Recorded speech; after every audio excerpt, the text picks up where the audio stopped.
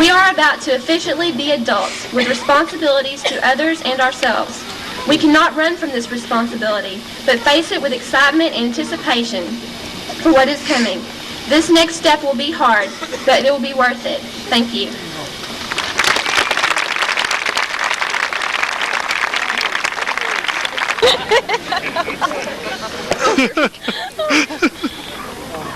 There were two that were straight.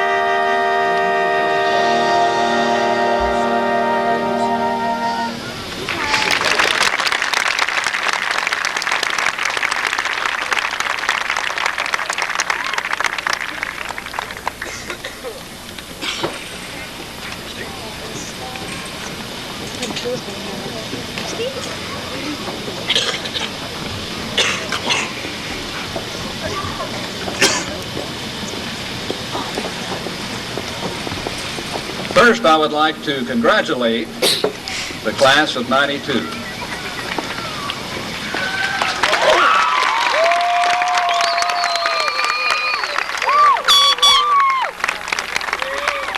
For you and your parents and your teachers, tonight is a time of joy and celebration, and I am glad to have the opportunity to share that with you this evening.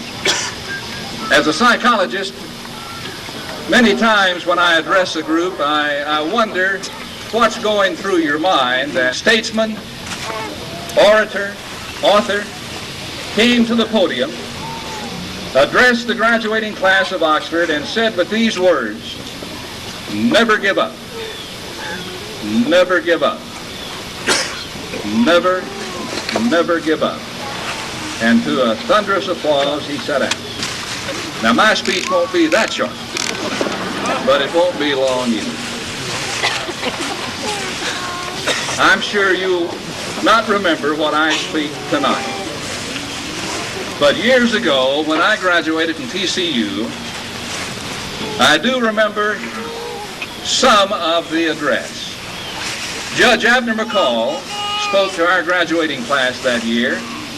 Judge McCall is now President Emeritus of Baylor University, and at that time was Dean of the Baylor Law School.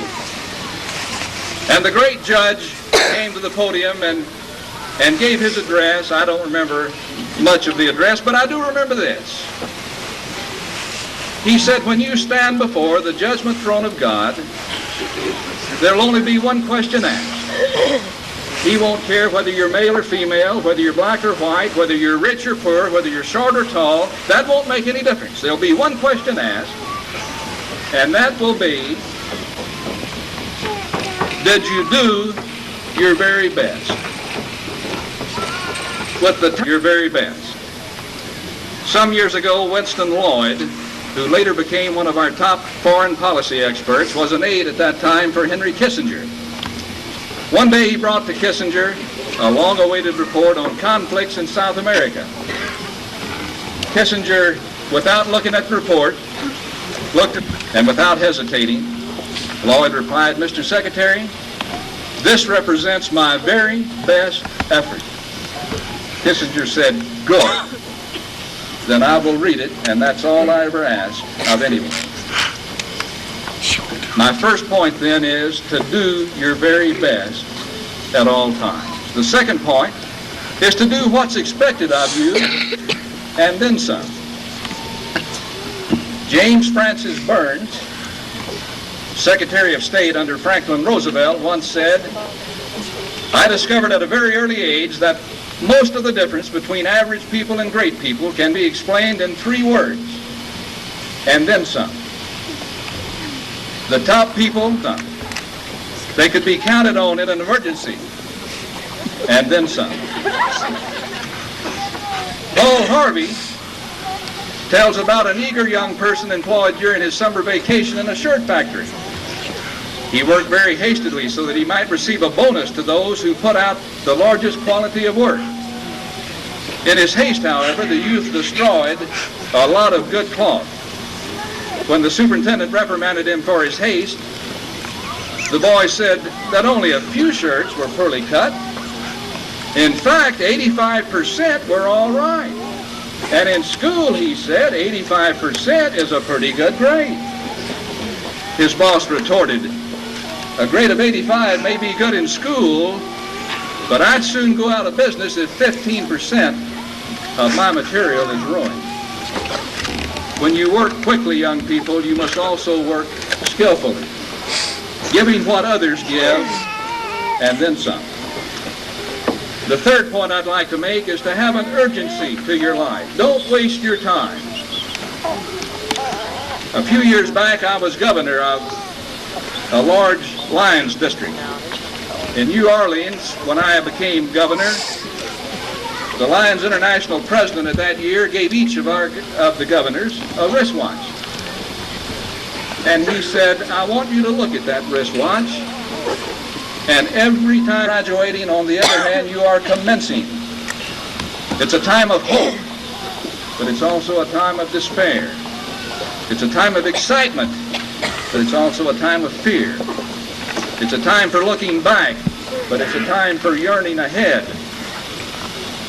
Be open to new things and aware of the value of the difference. Avoid routine ruts and look for ways to make the mundane new and lively. Seek out the company of others unlike yourself. Learn to enjoy friends from different places, different cultures. Search for your own path. Use tradition as a guide and not as an excuse. And remember, do your very best at all times. Do what's expected of you and then some.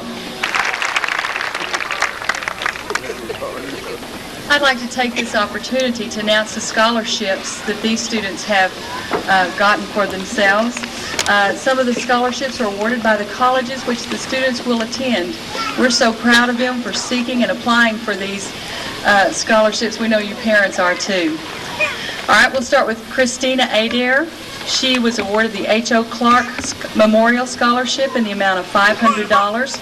Christina will be attending UTA. Jason Alec. I would like to thank Dr. Albenshine for sharing his time with us this evening. Many of these students have shared dual creditship with the high school and Hill College in taking college English and in the past in college algebra. We hope to expand that program for next year into the vocational program as well as college history. Mr. Smith, Dr. Acker, Joshua Board of Trustees, parents, and friends, it is with great pleasure that I present the class of 1992. For those seniors who have met the requirements of the Texas Education Agency and Joshua Independent School District, I certify you as graduates of Joshua High School.